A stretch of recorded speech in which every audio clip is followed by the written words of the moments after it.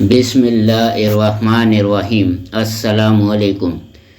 سیدنا عمر رضی اللہ عنہ نے ارشاد فرمایا، بلا شبہ آدمی اپنے گھر سے ایسی حالت میں نکلتا ہے کہ اس پر تہامہ کے پہاڑوں جیسے گناہ ہوتے ہیں، مگر جب وہ علم حاصل کرتا ہے تو اس کی برکت سے وہ اللہ تعالیٰ سے ڈر جاتا ہے، اللہ تعالیٰ کی طرف لوٹتا ہے اور توبہ کرتا ہے، پھر جب گھر لوٹتا ہے تو اس پر کوئی گناہ باقی نہیں رہتا، لہٰذا تم علماء کی مجلسوں سے دور نہ رہا کرو۔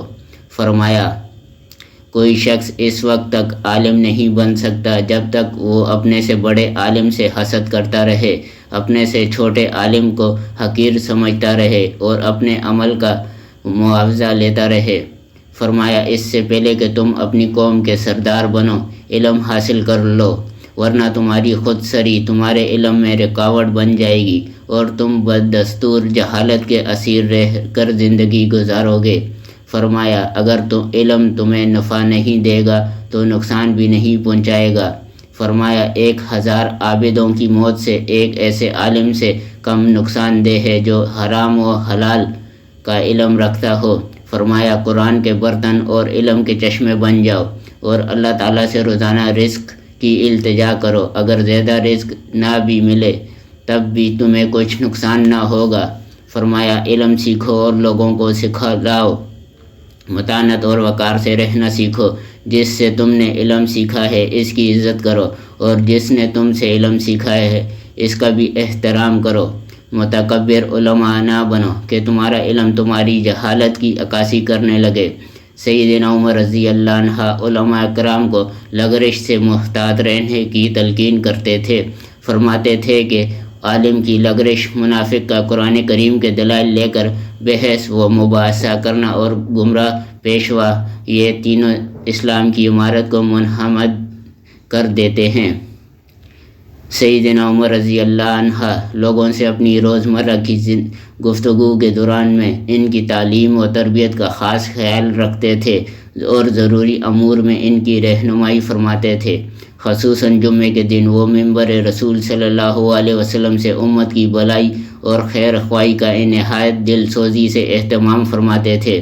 سیدنا عمر رضی اللہ عنہ کے خطبے گنجینہ بصیرت ہیں اور تاریخ میں محفوظ ہیں۔ سیدنا عمر رضی اللہ عنہ کے چند خطبے۔ سیدنا عمر رضی اللہ عنہ نے منبر رسول صلی اللہ علیہ وسلم پر خطبے میں ارشاد فرمایا، جب شراب کی حرمت نازل ہوئی تو وہ 5 چیزوں سے تیار کی جاتی تھی: انگور، کھجور، گندم، جو اور شہد۔ شراب اسے کہتے ہیں جو عقل کو معوف کر دے۔ 3 امور ایسے ہیں جن کے بارے میں میری خواہش تھی کہ جناب رسول صلی اللہ علیہ وسلم وفات سے پہلے ہمیں اس کی تفصیلات فراہم فرما دیتے: دادا کی وراثت، کلالہ اور سود کی تفصیلات۔ ایک دفعہ انہوں نے لوگوں کے حقوق کے بارے میں خطبہ ارشاد فرمایا، اے لوگو، بعض اوقات کسی چیز کے لالچ کا انجام فقیری ہوتا ہے اور کبھی نا امیدی مالداری میں تبدیل ہو جاتی ہے۔ تم وہ چیزیں جمع کر رہے ہو جو کھاتے نہیں، ایسی امیدیں قائم کر رہے ہو جنہیں پا نہیں سکتے۔ تمہیں اس دھوکے کے گھر میں مہلت دی گئی ہے۔ نبی صلی اللہ علیہ وسلم کے زمانے میں تمہارا وحی کے ذریعے سے مواخذہ کیا جاتا تھا، پس جو شخص دل میں کچھ چھپائے گا وہ اپنے اس پوشیدہ بید کے بارے میں پکڑا جائے گا، اور جو اعلانیہ جرم کرے گا وہ بھی در لیا جائے گا۔ تم ہمارے سامنے اچھی سیرت پیش کرو، جبکہ تمہارے باطن کو اللہ تعالیٰ ہی خوب جانتا ہے۔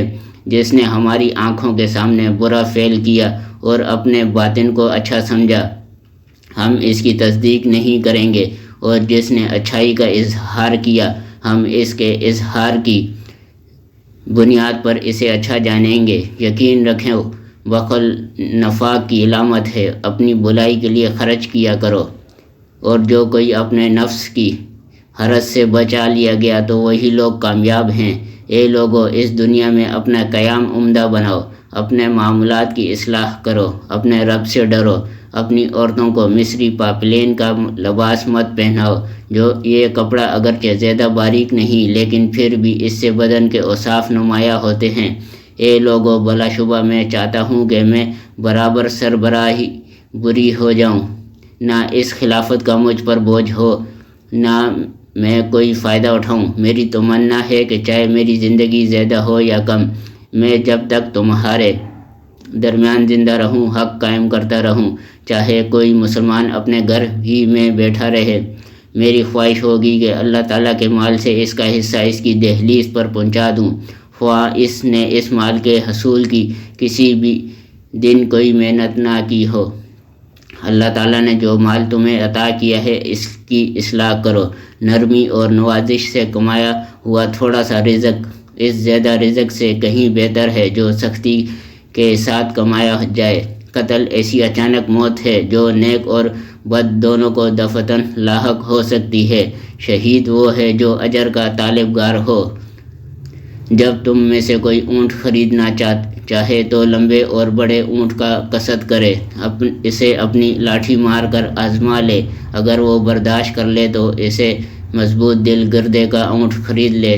ایک خطبے میں سیدنا عمر رضی اللہ عنہ نے دانائی سے بھرپور مضامین بیان فرمائے، پھر انہوں نے اپنے ملفوظات کی وضاحت بھی فرمایا کہ حقیقی مالداری قناعت سے نصیب ہوتی ہے اور حقیقی غربت طمع و لالچ کا نتیجہ ہے۔ جو کچھ لوگوں کے پاس ہے اس سے امیدیں وابستہ نہ رکھنے کا نام قناعت ہے۔ جو اس طرح سوچے گا وہ اللہ تعالیٰ کے دیے ہوئے رزق پر قانع ہوگا، اور جو اللہ تعالیٰ کے دیے ہوئے پر قناعت کرے گا چاہے بظاہر وہ کم ہی ہو، وہ خود کو بہرحال غنی اور مالدار سمجھے گا۔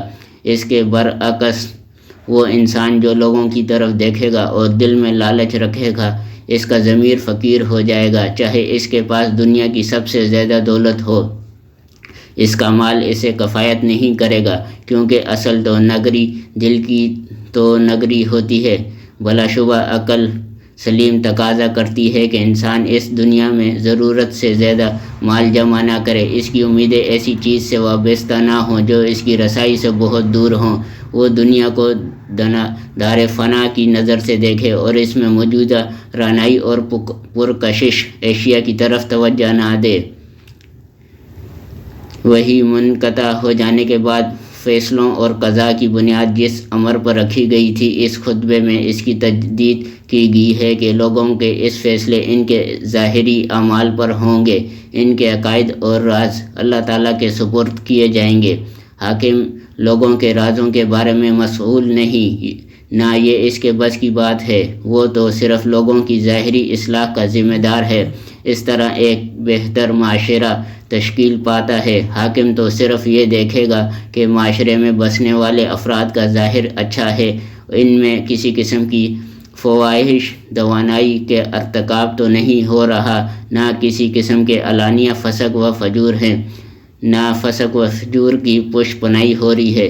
اس صورت میں حاکم عوام پر اعتماد کریں گے اور انہیں اچھا جانیں گے، چاہے ان کے بعض افراد کے باطن برے ہی ہوں، کیونکہ عرف اجتماعی ظاہری صلاح اور مکار اخلاق کے ساتھ چلتا ہے، جبکہ پوشیدہ انحراف اور ٹیڑھے پن کا عرف اسلامی کلتیہ انکار کرتا ہے۔ لہٰذا پوشیدہ انحراف والے لوگوں کی سرگرمیاں انتہائی محدود ہو کر سمٹ جاتی ہیں۔ سیدنا عمر رضی اللہ عنہ کا فرمان ہے، اے لوگو، یقین کر لو کہ بسا اوقات بخیلی نفاق کا ایک حصہ قرار پاتی ہے۔ یہ ان لوگوں میں عیاں ہوتی ہے جو اللہ تعالیٰ کی راہ میں خرچ کرنے سے جی چراتے ہیں۔ صورتحال یہ ہوتی ہے کہ ایسے لوگ اپنے بعض مسلمان بھائیوں کی حالت زار اور ان کے علاقوں کا حال دیکھتے ہیں کہ ان پر کفار نے ظلم کیا ہے، ان کی عزتیں پامال کی ہیں اور ان کے گھر لوٹ لیے ہیں۔ پھر جب یہ مظلوم لوگ علم جہاد بلند کرتے ہیں اور دوسرے مسلمان بھائیوں سے مدد کے طلبگار ہوتے ہیں تو مسلمانوں میں پایا جانے والا بخیل گروہ ان کی مالی امداد سے کوتاہی کرتا ہے۔ اس قسم کے مسلمان در حقیقت عملی نفاق کا مظاہرہ کرتے ہیں۔ یہ سراسر کمزور ایمان کی نشانی ہے۔ یہ امور خلافت کی ذمہ داری نبھانے کا انتہائی باریک بینی پر مبنی احساس ہی تھا جس کے زیر اثر سیدنا عمر رضی اللہ عنہ فرمایا کرتے تھے کہ کاش میں برابر سربراہ بری کر دیا جاؤں۔ ولایت کی ذمہ داری حاکم کو اعلیٰ درجے کے نیک اعمال کی ترغیب دیتی ہے، لیکن جب لیکن بہت سے خطرناک موڑ ایسے بھی آ جاتے ہیں جو حاکم وقت کو برے اعمال کی طرف لے جاتے ہیں۔